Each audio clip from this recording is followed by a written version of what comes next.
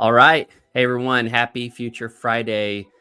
We're going to be talking about disruptive leadership and a level of productivity that is unparalleled when you embrace collaborative teamwork. My name is Peter Burchfield. You're watching Prepare to Go There. It's all about your executive leadership preparedness. You say, what is all that about? You're going to find out really soon. I hope you're doing well today. And I am excited about uh, going into the future with you, thinking about your future ability, breaking through familiarity, and helping you as a leader show up ready. And if you're kind of a part of this online community, this leadership community, you know that we like to show up on Future Fridays to put in the future work, to actually break away from the busyness so that way we can stay sharp and we can keep shaping the journey that is worth going on. And I'm super pumped because, as you can notice, there's kind of a new look, a new setup. I'm still in my workspace, but rearrange some of the furniture to just make a small tweak, aim for the high peak, and try it out. So I like it. Let me know in the comments if you like the new look. I'll keep going on that. I'm seeing some cameras maybe jumping on, so we can do some multicam stuff. But in the meantime, let's get into the conversation at hand and let you know what you're a part of. You're watching Prepare to Go There.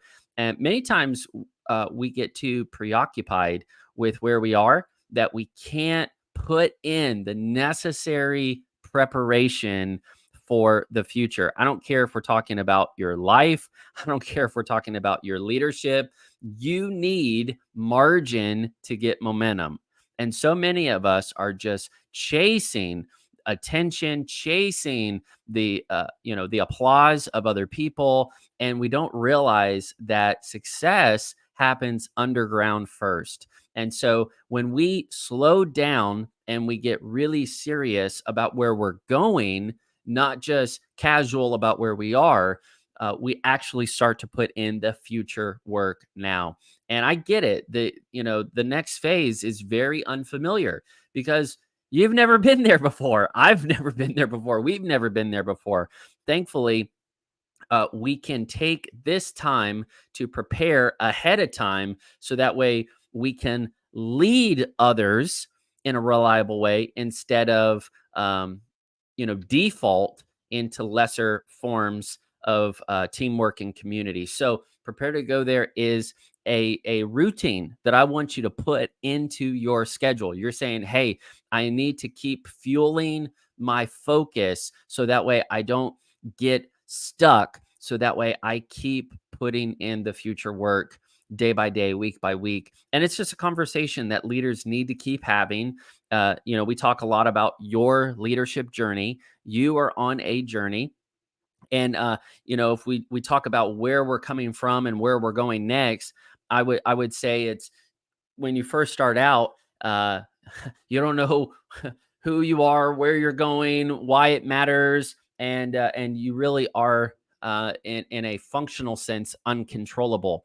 And what I mean by that is, if you're just stubborn, hard headed, no one can get sense into you, no one can talk reason into you. That's a form of immaturity. That's a form of being underdeveloped. And a wise person, a grateful person, is going to receive feedback, going to take input from other people. They want to level up, right? They want wisdom so that way they can find the way to their future self faster. Because you know without that foundation of humility and willingness to put in the hard work, to go on the process, to have perseverance, prepare you for where you're meant to stand. It's not about, earning something that you don't have.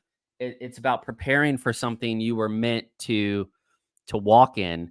And so we start out, I say, functionally uncontrollable, meaning we can't control ourselves. Uh, we can't manage our emotions. We don't know up or down, and a foolish person is gonna not be led by anyone. But to be a great leader, you have to be a great follower. Let me say that again. To be a great leader, you have to be a great follower. I mean, one of my heroes, role model, so to speak, the Apostle Paul, he said, "Follow me as I follow Christ."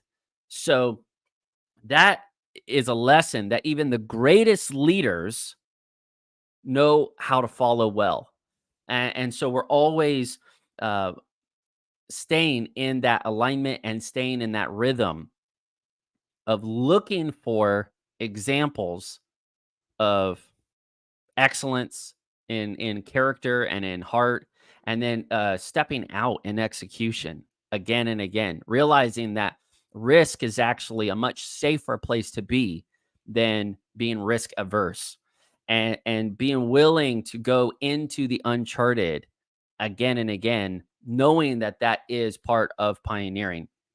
So we start out, and I'm just kind of summarizing leadership journey here, because maybe you're new to this, right? You're saying, "Wow, I never really thought of myself as a leader. I thought leadership was a job. I thought leadership was a title. I thought leadership was a degree. I thought leadership was a promotion that someone else was going to give me, not a lifestyle that I was going to be um, learning and earning over time." And that's why so many people get frustrated and they get stuck in that repeat year cycle. Friends, I don't want you to be stuck in a repeat year cycle where you're just basically staying in the same thought holding pattern again and again.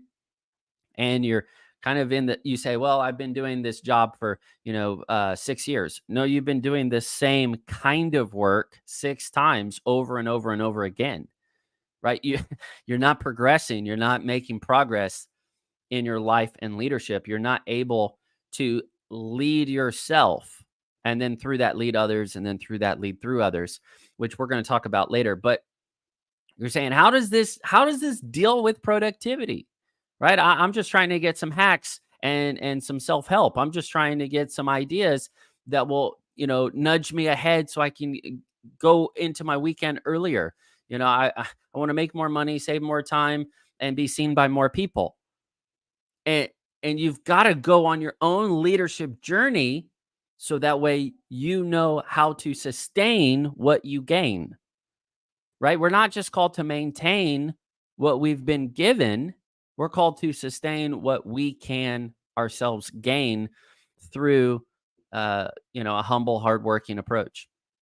So I'm inspired by this idea. I want to keep developing it. Let me know in the chat where you're watching from, or drop a comment and let me know what field of leadership you are in, because we are going to go further when we work together.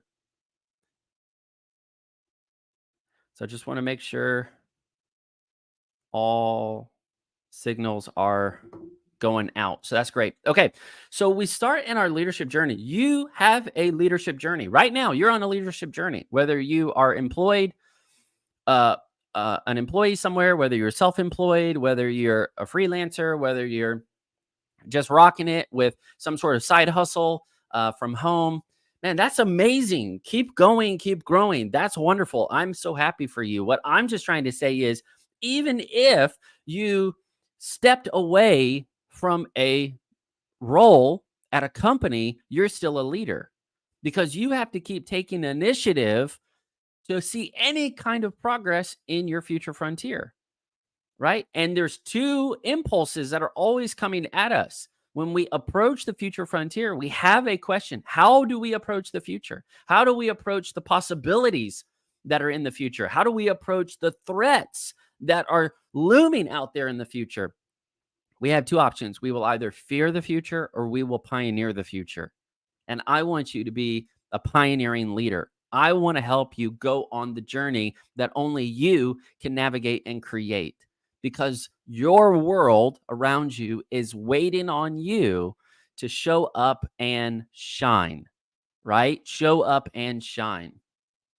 So we're on this leadership journey, each one of us, all of us. It's not just a name badge that we wear that people start to look and ooh and ah at us. It's actually a gift that we can grow in order to serve others and solve problems that make the future better, braver, and brighter than than the past or the present that we're in. And so many folks get stuck in past present thinking. And they just think what's been done will be done, or what's working will always work. And we have to shift our thinking and be willing to disrupt ourselves to say, no, I'm willing to disrupt my own routine, my own sense of convenience, or my own sense of recognition, so that I can find the way to the brighter, braver future for those that are to follow. And so we actually inconvenience ourselves so that way we can ensure the future for those that come after. And I'm not just talking about like in an epic sense, like 100 years from now. I'm talking about like the new interns that get onboarded into your organizational culture, or the the people that you want to join your team.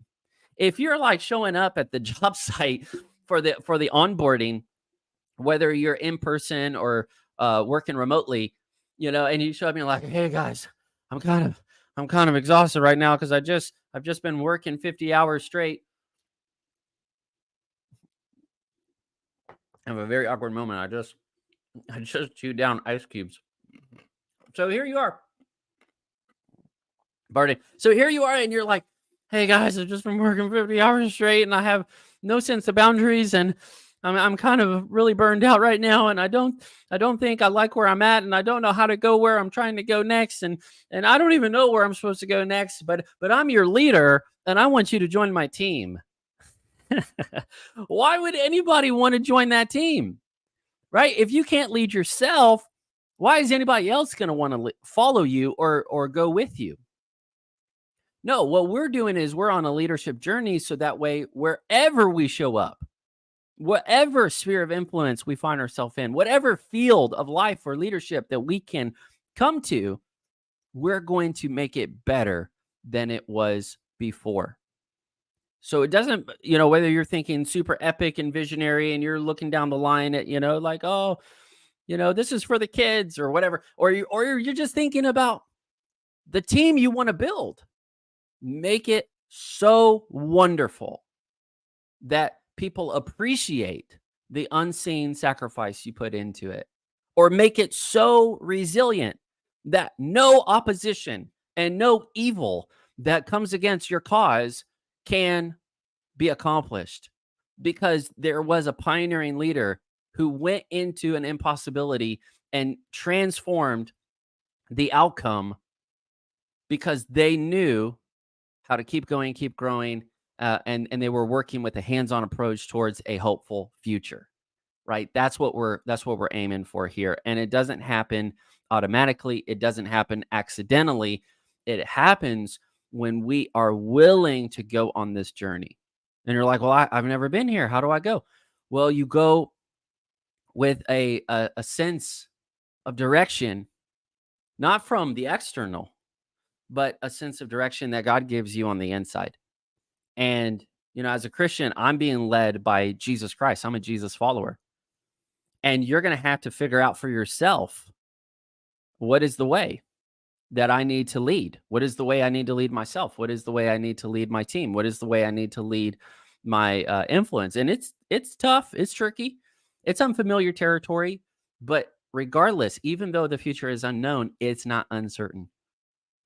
And I'm not just mincing words. I'm not just saying that to, get some sort of reaction. I'm not doing word salad here. I'm saying that you can have confidence that right now, where you are in this present moment, that as you are preparing for the next phase now, things on the other side of this, proverbial ridge are being prepared for you.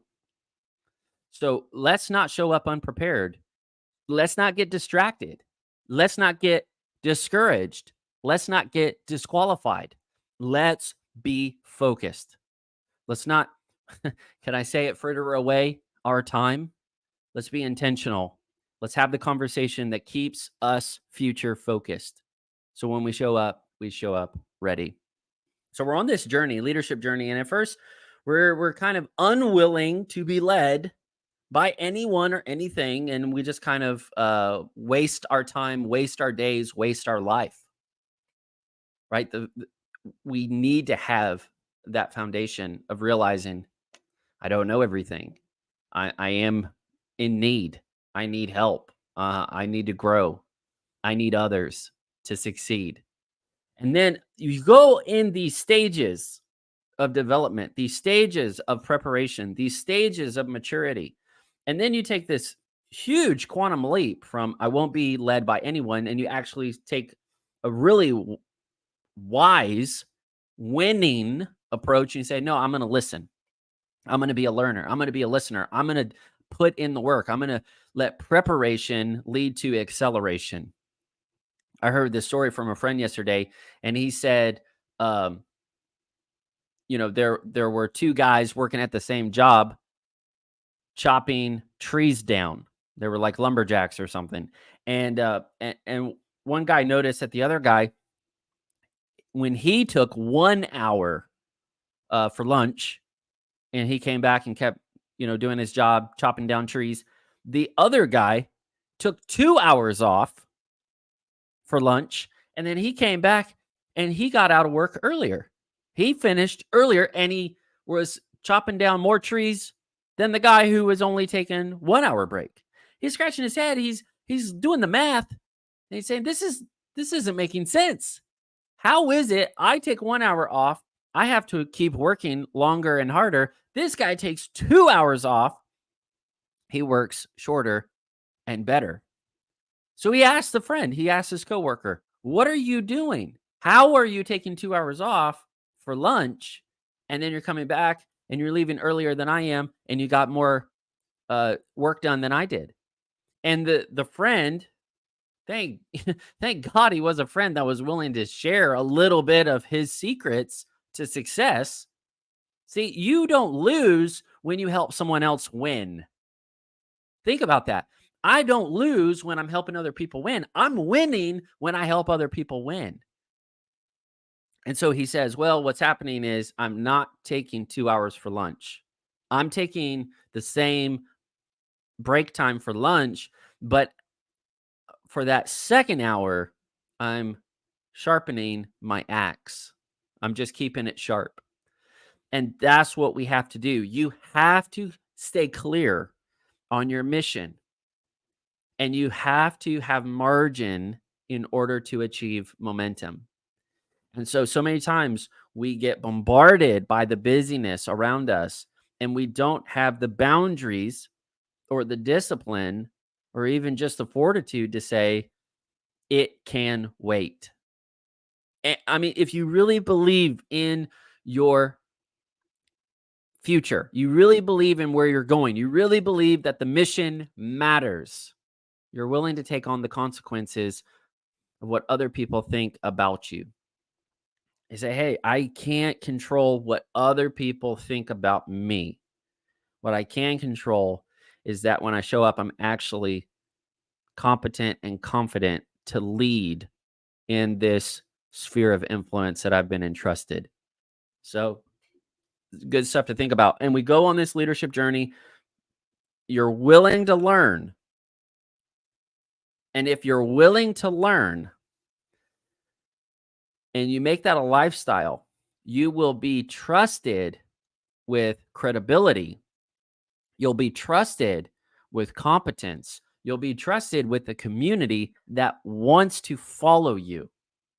Not just because you remember what it's like to be a follower, but because you are putting in the work and you're leading by example.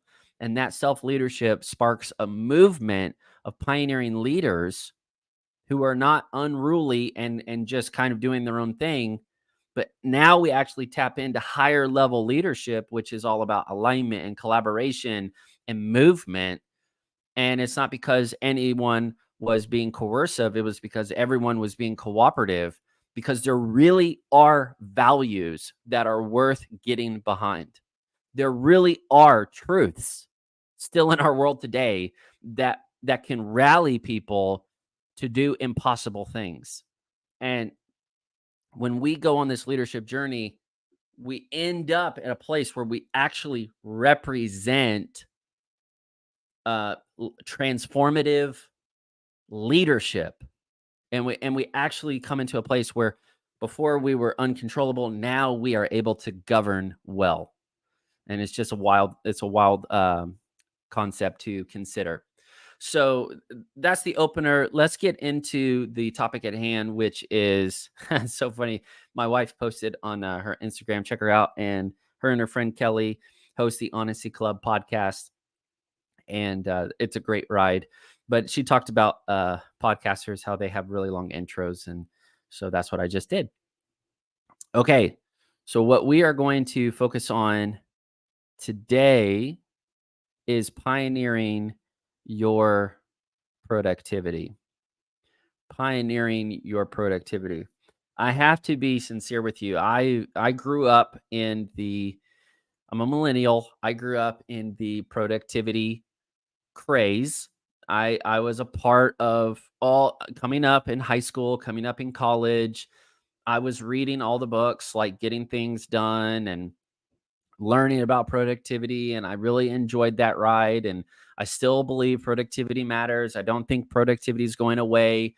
But what I need to tell you to help you, to prepare you for the next phase now, is that the productivity space that we all endeared and that we hold with such a nostalgic sense of affection because it was so fun, right? We were just gamifying our own productivity. We were kind of breaking out of the cubicle culture, and we were coming into more of a remote work lifestyle. And we're learning about systems, and we're learning about time hacking and biohacking, and we're doing all these things that we think are so fun in terms of productivity.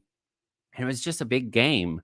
And I think there are probably worser games to probably play, but man, it became really time consuming and tedious just to be productive. And I think if you've been on that trail, you know what that was like, because at the end of the day, the productivity space has been severely disrupted. Severely disrupted. I mean, even more so with the advent of the advanced learning technologies, with the AI. Um, can I say the AI invasion in the marketplace? And we are going to have to unlearn productivity, and we're going to have to unleash leadership preparedness, because what we felt so confident in and what we felt so good about is I am a productive person. Look at the list that I just knocked out. Look at all of the checks that I just knocked out on my paper. Look at how many things I accomplished. And we were looking for metrics to validate our place in the team. We were looking for ways to feel valued as a contributor, as someone who can execute, someone who can implement, someone who can accomplish things. And that train has left the station, because not only are there other people in this globalized economy with the internet where things are more connected than ever, not only are there more people on job sites and on work platforms and networks and communities and movements and all these other opportunities, there's more people that are in the workforce that you are trying to advance in. And now there's better technology that's available. So this whole idea of I am going to be more productive individually and, kind of existentially, it it can become a mirage that keeps you always chasing for this sense of completion that never arrives, because the list is never done, and and the records are always being broken, and you always are in the chase, and you never find rest. And so it's crazy because, being a Jesus follower, you can see this with a very unique and needed perspective, because I think it really comes down to the soul of the human condition, right? That there is a chronic sense of restlessness that is in the human soul, without that wonderful gift of rest. And so I don't, in my own kind of productivity approach, I don't work to rest. I work from rest. And I'm not trying to earn my sense of value. I've been given so much that it is a joy for me to work out my salvation with fear and trembling, knowing that there's so much that I'm excited about, developing, and there's so many people that I want to serve, and there's so many things that I'm excited about going for, that I'm like, Lord, maximize me so that way I can accomplish all of this wonderful stuff with the time that I've been entrusted. So please, what we're doing today is we're exploring the mindset of a pioneering leader, and their relationship with productivity overall. And what you're going to find is there is a new way to lead yourself and to lead with others. You can pioneer this concept of productivity. You're going to learn how to disrupt, you're going to learn how to lead, you're going to learn how to influence. And that is the choice you're going to have to make. I talk about this in my course, Pioneer of the Year. It's my flagship online course for pioneering leaders, and really just anyone who wants to have a different year than the one they had before. If you've been feeling stuck in your life, or stuck in your relationships, or stuck at your revenue level, or stuck at your sense of contribution and resourcefulness, you need outside input, because whatever you've been working off of is not going to get you past that next boundary line. And so you're going to have to break through the barriers, and you're going to need a reliable guide to get you through that territory. And so this project, Pioneer of the Year, has become something super valuable to me and a bunch of other executives who have to learn, how do you not only pioneer for your personal life, but how do you lead a team? How do you lead an organization? How do you lead a community of people, to get out of stagnation and to stay on the journey of health and growth and maturity? And so in that, we talk about the shifts that you have to make in your thinking, not being obsessed with your hyper obsessed or stressed with your own sense of productivity.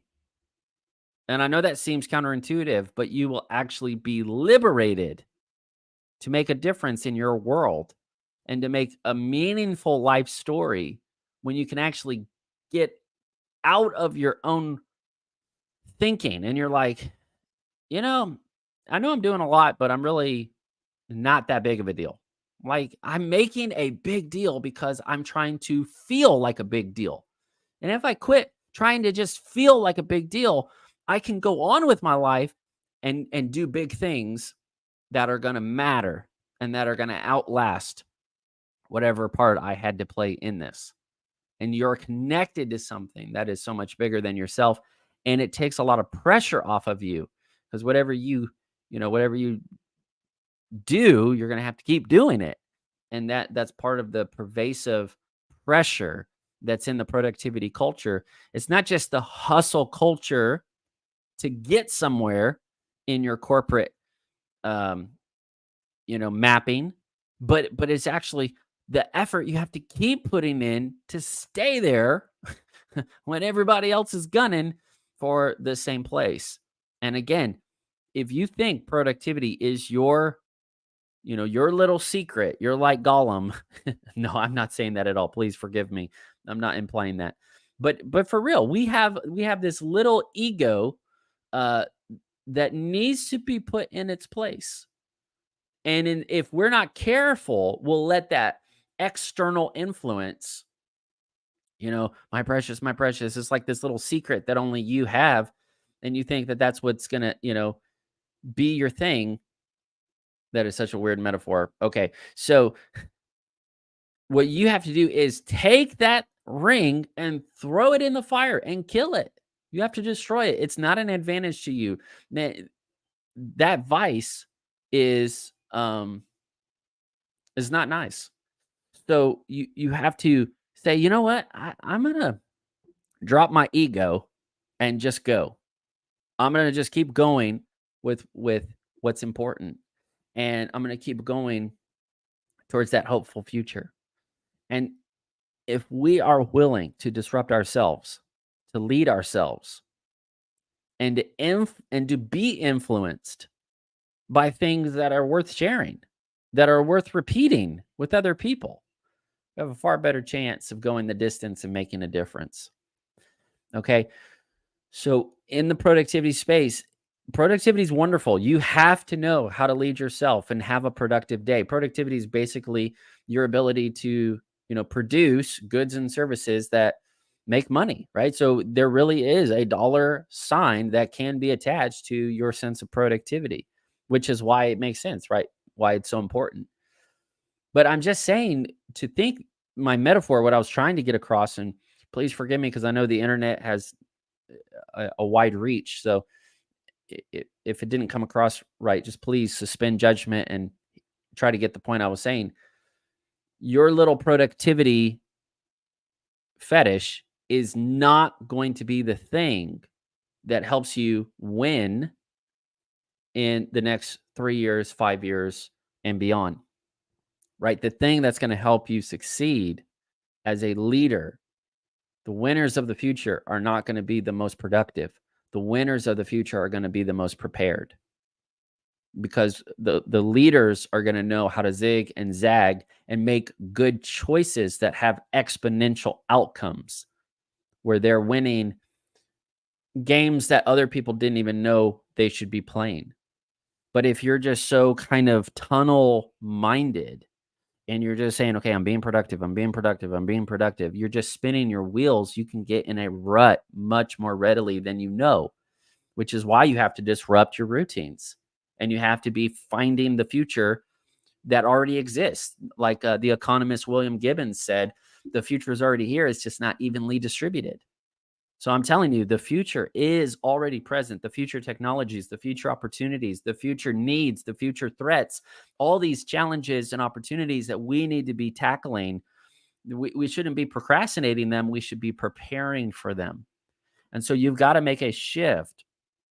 Like I mentioned in the course, Pioneer of the Year, one of the first installments. I want you to get that course because it's going to help you and it'll stay with you where this live stream is going to go away. But in that course, I talk about the shifts you have to make from your personal goal setting to life planning. Life planning. Don't just say, well, I have to make a goal for this month, or I have to make a goal for my health, or I have to make a goal. It's a reactive way of living, right? You feel pain, you make a goal to not feel pain anymore. Everybody else has this revenue status, and you're saying, okay, how do I get there too? It's a reactive thing. It's not proactive. And so you have to shift from just saying, I'm only going to operate with this limited tool set of how do I make my goal smart? No, how do I make it smarter? And you have to zoom out and look at the landscape of your life, your leadership, and the sense of legacy that you're a part of.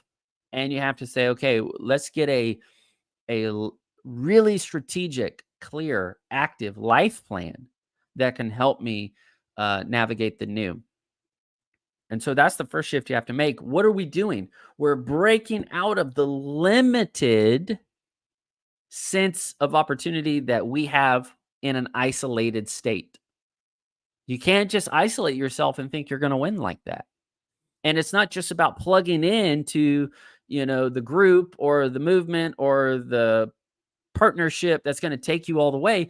It's about being a leader, actually being a leader that can rally people, that can raise up and release people to go do amazing things. And that's why you're rewarded. You're not rewarded because you picked a company that you can ride on. You, you're winning because you created it. You created something that has futurability instead of just tolerating something with familiarity. So you make that shift from just your own kind of stressing and obsessing about what you've got to do, and you start zooming out and you start working on your future. You start working on that life plan. And then you make this shift from productivity being the thing, which again, I'm all for productivity. I'm not saying don't be productive. I mean, how silly is that? What's the opposite? What is the alternative to being productive? Why would I say don't be productive? Because the alternative is stupid.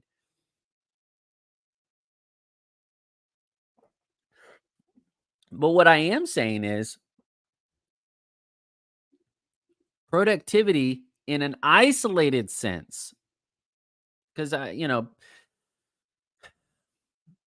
even if somebody says, "Well, I'm a solopreneur, or I'm a one man business, or I'm doing this on my own, or I'm self made, or I'm rugged," a rugged individual, it's not real. It's not real. Either they're not owning up to all of the opportunities and the people that have invested in them, or whatever, or they're hiding that part. They're trying to create some persona so they can actually create a following to themselves. And you got to shift from just being obsessed and stressed about your own sense of productivity. And it will really waste your time and money.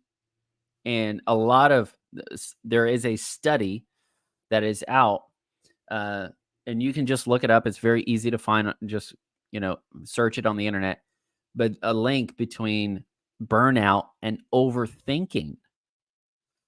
It's not just overworking, because when you do something you love, when you do something you're prepared for, um, you can take it on and it doesn't drain you, right? You're actually acclimated to the climate of that level of execution, where other people, they faint, they wilt, you know?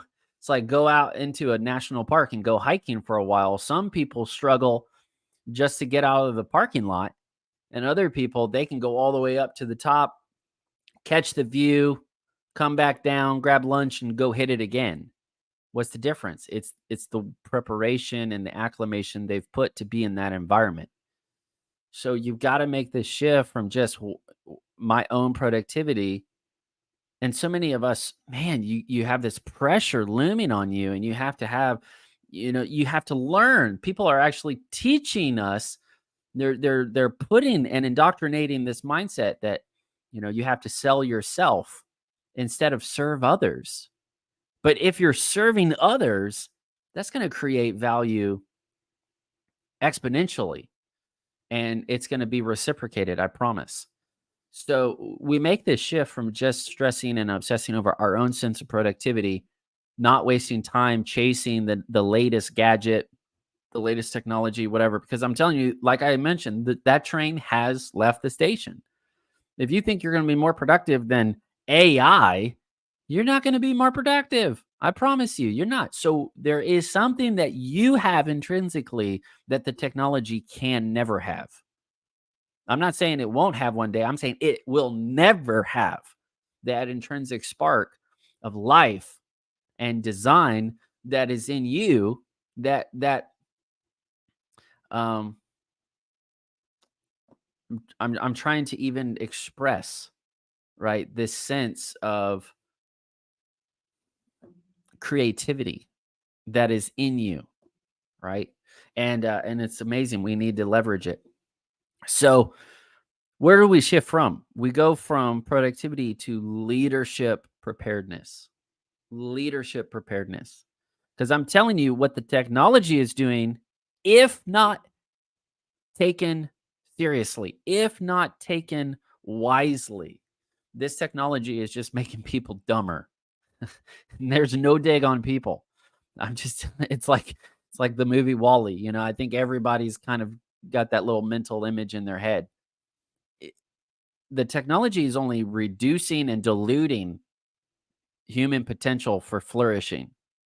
And leadership preparedness is taking us in the opposite direction. Leadership preparedness is the contrarian mindset that's going to help people win big in the future, because they're not settling to coast through life and go through the motions. They're going to continue to make moves that lead to movement.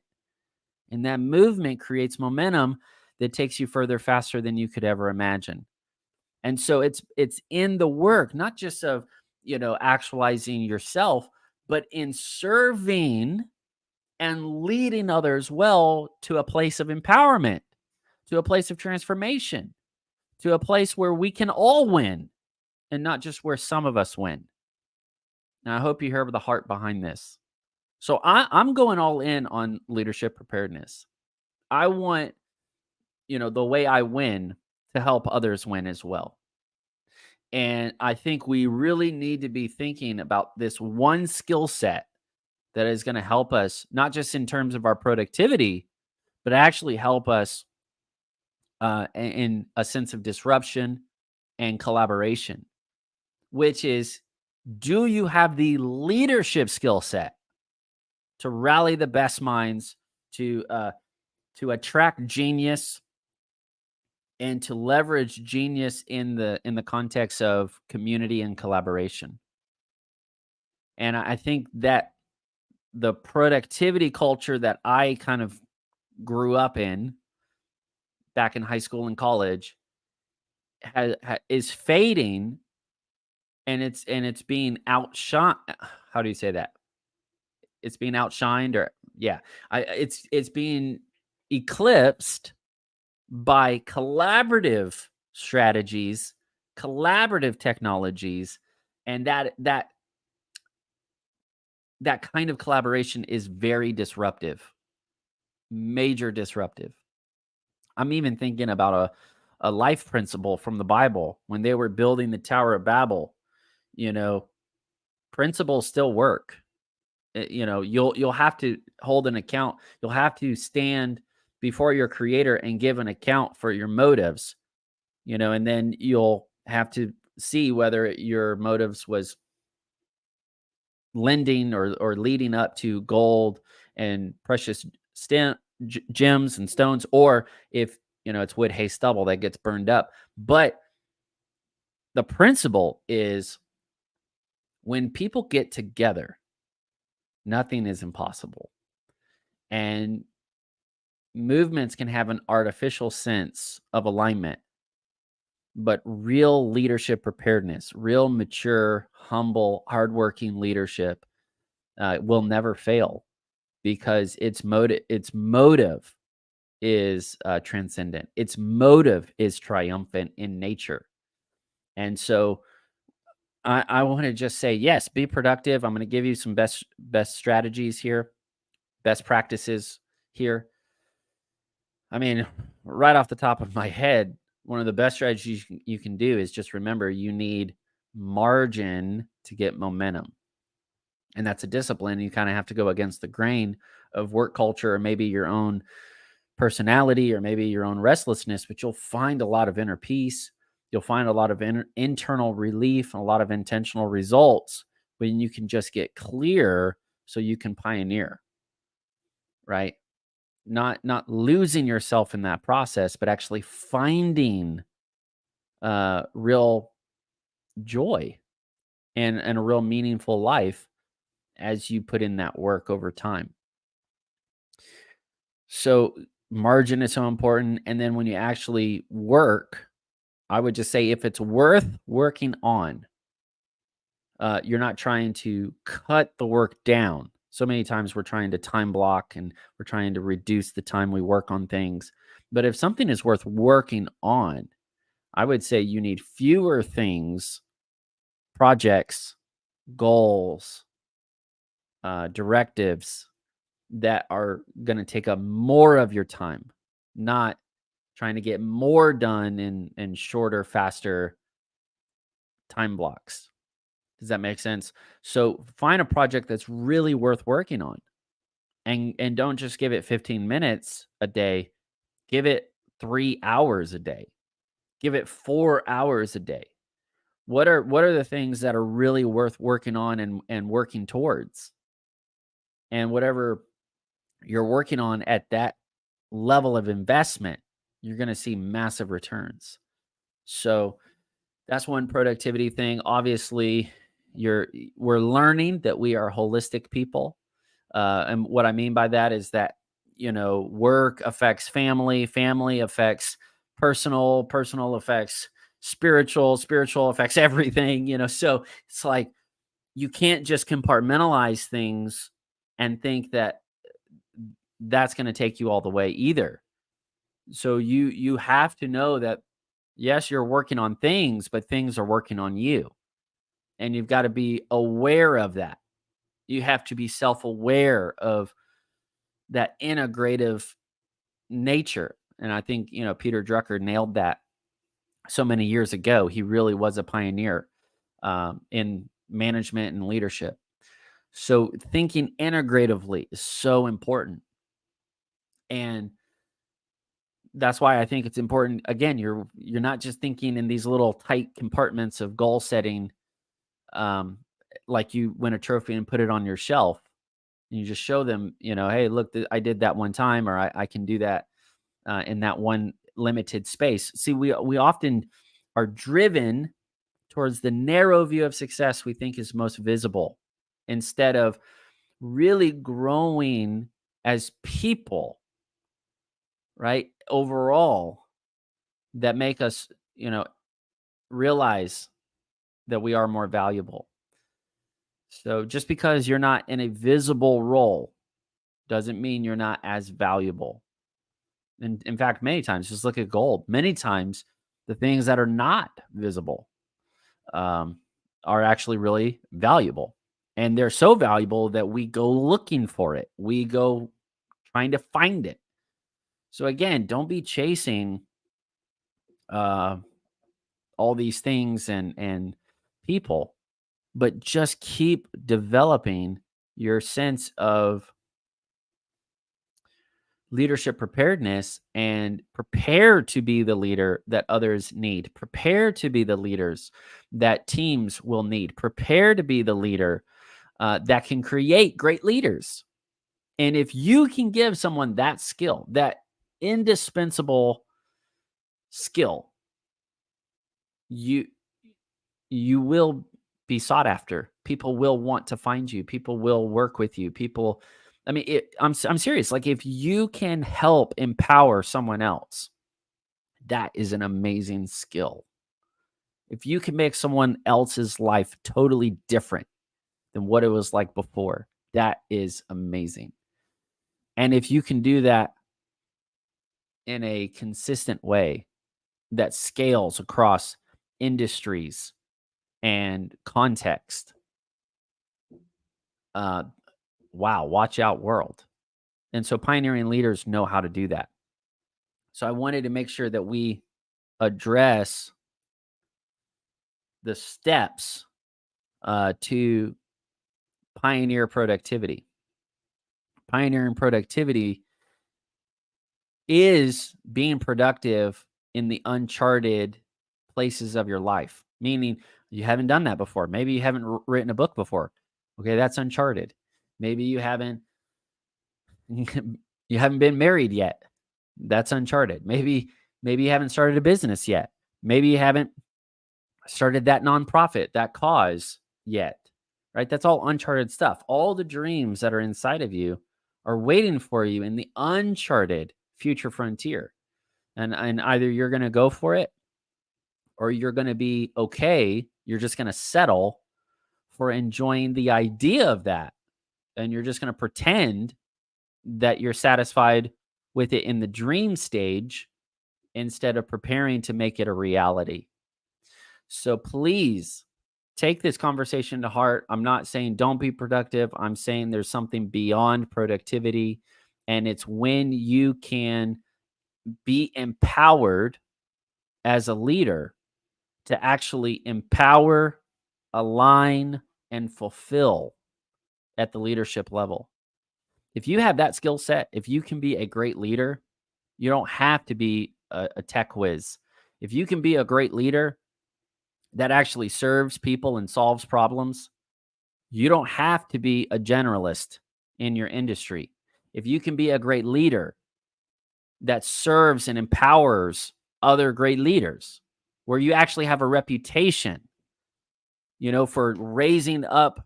That was my phrase I was trying to describe, because I was listening to my wife lead a team meeting, and I was just inspired by her. Man, I'm so glad I married up. I'm so grateful. I really married up, y'all. And I was bragging on my wife, and I said, "Dear, you are a genius running with giants." I need to make that a tagline for a future conversation. How to be a genius running with giants. She's a genius running with giants, man. The stuff she's working on, the people she gets to work with and empower, it's amazing. And there is, and here's another conversation I want to have. The infinite currency in the I'm making this up as I go. The infinite currency in the creative contribution economy. Boom. Boom. There it is. It just went viral. It just went viral, people. But you know what the infinite currency in the creative contribution economy is? Come on, because we're gonna need some economic solutions, y'all. Pioneering leaders can figure them out. The infinite currency in the creative contribution economy is honor. It's honor. It's learning how to honor people for who they are instead of being annoyed with who they're not. If you're going in this rigid, legalistic, dogmatic sense of fault finding, then you can't work with anybody, because nobody will be good enough for you. You're just perfect in your own imaginary world. And you've got this inflated sense of ego, which is what I was trying to get to before, saying you have to drop the ego and go. But if you can be a generous person, if you can be big-hearted, and if you can afford a lot of space and a lot of territory that welcomes other people into the space you're in, and welcomes people into the field of work, life, and leadership that you're in, welcomes other people in, then you can be a genius running with giants. You will be the genius running with giants. And I think the genius who runs with giants are the people who have this skill set. They're not obsessed with their own sense of personal importance based on their limited capability of productivity. Yeah, they want to be the best they can be, but they realize the best they can be is actually unleashing the disruptive collaboration that's available when they have the skill set, the mindset to pull other pioneering leaders together. See, pioneering leaders are strong, but they're not overpowering. It's weird. They're great leaders who enjoy working with other great leaders. And they don't operate in the same hierarchical sense. They operate in a decentralized network. And it's through that network. I'm telling you, look out there right now. Look at all the winners. I'm telling you, they look like they're solopreneurs. They look like they're just out there standing on their own. They're just giants in their own way. But I'm telling you, there's a mastermind somewhere where all these giants are pulling together. And I'm not saying giants is in physically big. I'm saying they loom large in their industry. They stand tall in their field. And I did another podcast on that. You need to find it. It's talking about how to have giant leadership presence. But you can be a genius running with giants And the genius is this skill set I'm talking about. It's leadership preparedness. Are you preparing to be a leader that can empower, that can align, empower, and fulfill through other great leaders? Or are you going to be limited and you're just, I don't mean to be mean, guys. I'm really trying not to. I'm here to encourage you. I show up to be a builder. Um, you know, anybody can tear something down, but a skilled builder can create something valuable. All right. So any idiot can just break something, burn something, pillage, take it down, whatever. A wise person, a skilled person knows how to build something that matters. And so, anyways, I was going to say, you know, we need the skill set so we can actually communicate and collaborate with other giants in the leadership fields of life instead of just being stuck, um, you know, and some line just talking to automated, you know, robots that know how to talk to us in customer support. So that's just the way my brain thinks, guys. Forgive me. Please give me some grace here. But leadership preparedness is a skill that will enhance your productivity because you will be operating at your best, but you will also be leveraging disruptive collaboration. And I'm telling you, some of y'all are super creative, and so you can create cultures and you can create environments where people flock. Talented people, creative ideas, valuable contributors. They flock, and you're like, man, how did you get all this talent in one place? It's like it almost seems unfair because you're like the landscape out there is so sparse with this life-giving creativity, and then you come into these little oases, these little pockets, whether it's communities or companies, and it's like it's flourishing with all this creativity, and you're like, what's going on here?